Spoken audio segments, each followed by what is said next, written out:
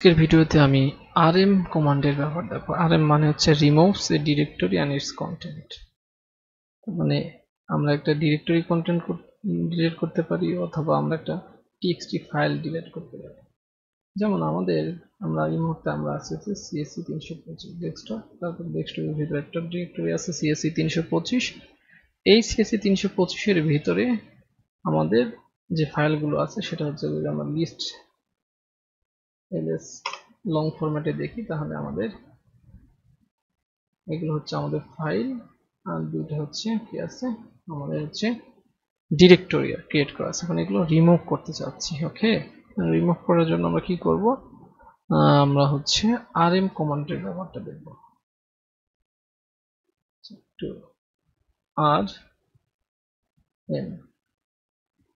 rm remove করতে চাচ্ছি আমি mmhm.txt এই ফাইলটাকে। তাহলে rm টাইপ করার পরে ওল্ড ফাইল mmhm.txt। ওকে, তাহলে কি হচ্ছে একটু ব্যাখ্যা করি এটা। তাহলে এই rm কমান্ডের ফুল ফর্মটা হচ্ছে রিমুভ,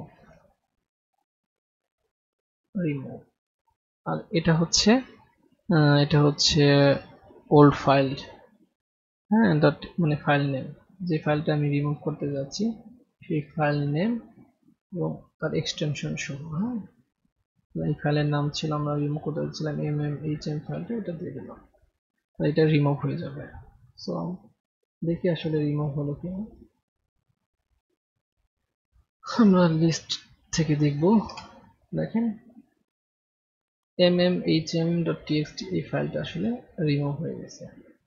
আমরা অন্য একটা ফাইল রিমুভ করতে যাচ্ছি, সেটার জন্য আমরা এটাতে নিউ ফাইল ডট টিএক্সটি এটা রিমুভ করতে চাচ্ছি।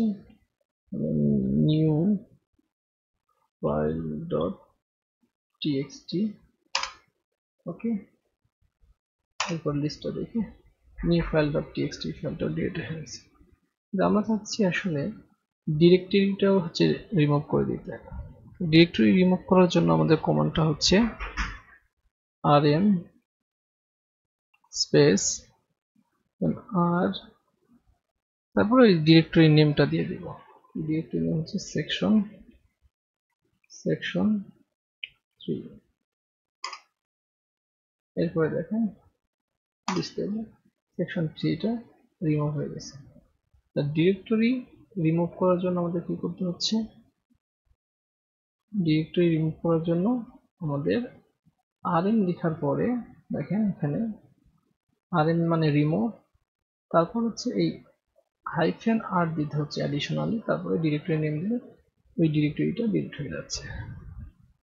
সো আশা করি rm বা রিমুভ যে কমান্ড আছে সেটা ব্যবহার বুঝতে পেরেছেন।